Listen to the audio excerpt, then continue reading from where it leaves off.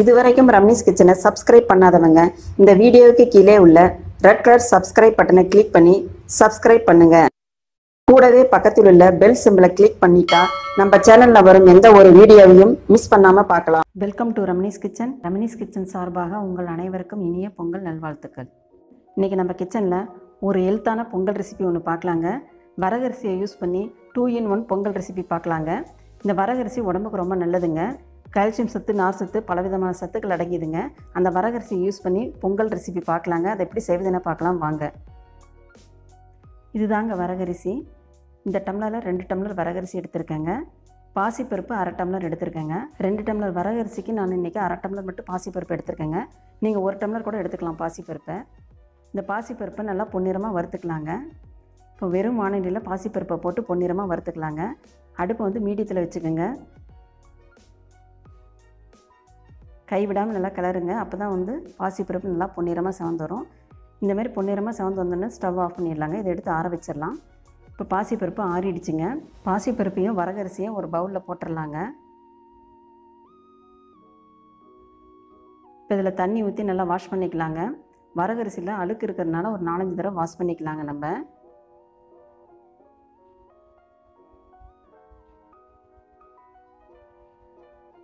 பாருங்கள், தண்ணியுடைய கலரே மாறி இருக்குது, நல்லா அழுக்காக இருக்குது.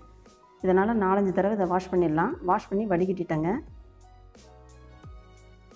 1 டம்ளர் வரகரிசிக்கு 3 டம்ளர் தண்ணிங்க.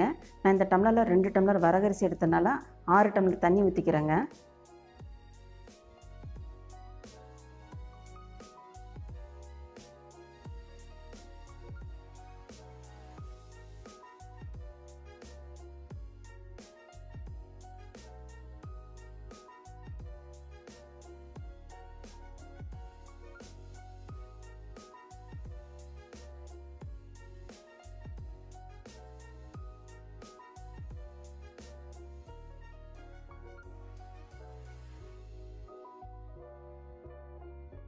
அரை டம்ளர் பாசிப்பருப்புக்கு 1 டம்ளர் தண்ணி சேர்த்துடலாங்க.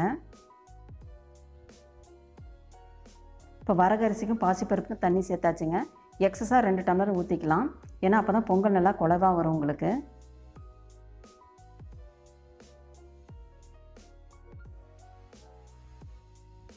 இப்போ இதை 1/2 மணி நேரம் ஊற வச்சுக்கலாங்க.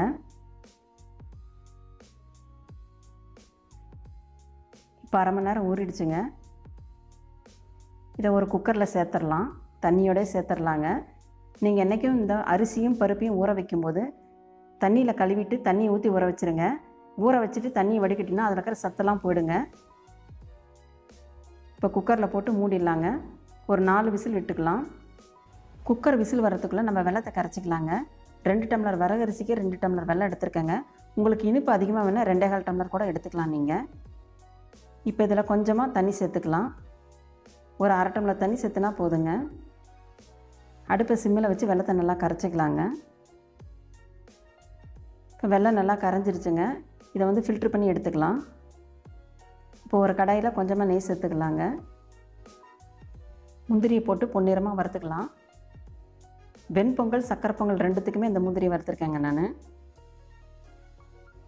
இப்போ இதை எடுத்துடலாம். பொன்னிறமாக வந்துருச்சுங்க, எடுத்துடலாம். அதே நெய்யில் கொஞ்சமாக திராட்சையை போட்டு வறுத்துக்கலாம். இந்தளவு வந்தோன்னு நம்ம எடுத்துடலாங்க. இப்போ சர்க்கரை பொங்கலுக்கு வெள்ளை கரைசல் ரெடியாக எடுத்து வச்சுருக்கேங்க. நெய் தேவையான அளவு எடுத்துக்கலாம். ஏலப்பொடி தேவையான அளவு, முந்திரி திராட்சை நெய்யில் வறுத்தது, வெண்பொங்கலுக்கு பால் 1/2 கப் எடுத்து வச்சுருக்கேன். உப்பு தேவையான அளவு எடுத்துக்கலாம். முந்திரி நெய்யில் வறுத்தது, மிளகு 1/2 ஸ்பூன், ஜீரகம் 1 ஸ்பூன் எடுத்து வச்சுருக்கேன். இஞ்சி சின்ன பீஸாக ஒரு 5 எடுத்து வச்சுருக்கேன். கருவேப்பிலை தேவையான அளவு, பச்சை மிளகாய் 2 கீறி வச்சுருக்கேங்க. இப்போ குக்கரில் 4 விசில் வந்துருச்சுங்க. பாருங்கள், நல்லா சாதம் பருப்பு நல்லா குழஞ்சி வந்திருக்கு. கொஞ்சம் சூடாக இருக்கும்போதே கரண்டியால் நல்லா மசிச்சிக்கலாங்க. அப்போ தான் பொங்கல் நல்லா ருசியாக குழவா நல்லாயிருக்கும். இப்போ இந்தளவு மசிச்சுக்கலாங்க. இப்போ இதை நம்ம 2ஆக பிரிச்சுக்கலாம், வெண்பொங்கலுக்கும் சக்கரை பொங்கலுக்கும்.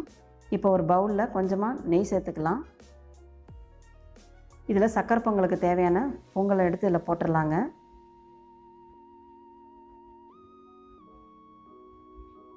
பாத்திரத்தில் நெய் ஊற்றிட்டு பொங்கல் எடுத்து போடுங்க. அப்போ தான் நம்மளுக்கு அடி பிடிக்காமல் இருக்கும். இப்போ ஒரு கடாயில் கொஞ்சமாக நெய் சேர்த்துக்கலாங்க. இது வெண்பொங்கலுக்கு. நெய் சூடானதும் நம்ம எடுத்து வச்சு ஜீரக மிளகு போட்டுடலாம். ஜீரக மிளகு நல்லா பொரிஞ்சு வரட்டுங்க. இப்போ பொடியாக நறுக்கிய இஞ்சி சேர்த்துடலாம். கூடவே கருவேப்பிலை பச்சை மிளகாவும் சேர்த்துடலாங்க.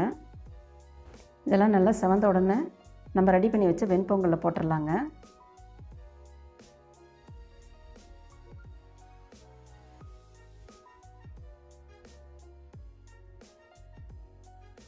இப்போ பொங்கலுக்கு தேவையான அளவு உப்பு சேர்த்துடலாம்.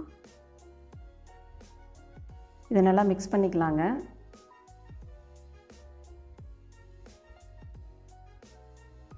பொங்கல் நல்லா ருசியாக இருக்கிறதுக்கு கொஞ்சமாக பால் சேர்த்துக்கலாம். இதில் பால் சேர்த்துட்டு நல்லா மிக்ஸ் பண்ணிக்கலாம்.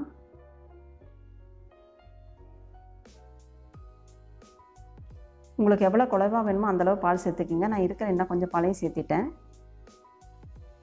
அடுப்பை வந்து மீடியத்தில் வச்சுக்கோங்க. இப்போ நம்ம நெய்யில் வறுத்த முந்திரியை சேர்த்துடலாங்க. கூடவே கொஞ்சம் நெய் சேர்த்துடலாம். இப்போ நல்லா மிக்ஸ் பண்ணிடலாங்க எல்லாத்தையும்.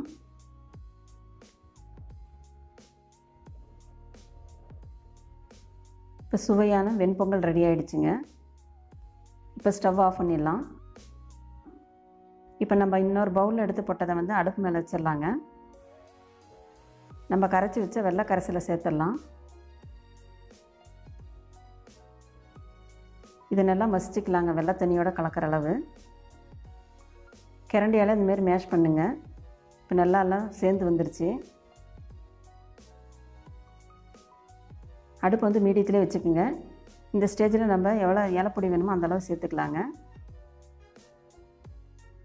முந்திரி திராட்சையும் சேர்த்துடலாங்க. இதை நல்லா மிக்ஸ் பண்ணிக்கலாம். கொஞ்சமாக நெய் சேர்த்துக்கலாங்க. நம்ம முதல்ல கொஞ்சம் நெய் சேர்த்துருக்கோம். சக்கரை பொங்கலுக்கு நெய் அதிகமாக சேர்த்தா நல்லா ருசியாக இருக்குங்க. நான் அதனால் நெய் கொஞ்சம் அதிகமாக சேர்த்துருக்கேன். உங்களுக்கு நெய் கம்மியாக வேணால் நீங்கள் கொஞ்சமாக சேர்த்துக்கோங்க. இந்தளவு குழவா இருக்கும்போதே ஸ்டவ் ஆஃப் பண்ணிடலாங்க. ஏன்னா வரகரிசியை ஆற நல்லா இறுகிடும். அதனால் கொஞ்சம் குழவா இருக்கும்போதே இறக்கிடலாம். இப்போ சுவையான சக்கரை பொங்கல் வெண்பொங்கல் ரெடி ஆகிடுச்சிங்க. வரகரிசியும் பாசிப்பருப்பையும் குக்கரில் போட்டு வேக வச்சு எடுத்தோம்னா குயிக்காக இந்த 2 பொங்கலையும் செஞ்சிடலாங்க. அது மட்டும் இல்லாமல் வரகரிசியும் பாசிப்பருப்பும் உடம்புக்கு ரொம்ப ஹெல்த்தானதுங்க. இந்த ரெசிபி நீங்களும் ட்ரை பண்ணி பாருங்கள். ட்ரை பண்ணி பார்த்துட்டு உங்கள் கருத்துக்களை கமெண்ட் பண்ணுங்கள். இந்த வீடியோ உங்களுக்கு பிடிச்சிருந்தால் மறக்காமல் லைக் பண்ணுங்கள், ஷேர் பண்ணுங்கள். மீண்டும் உங்களை அடுத்த ரெசிபியில் சந்திக்கிறேன். நன்றி.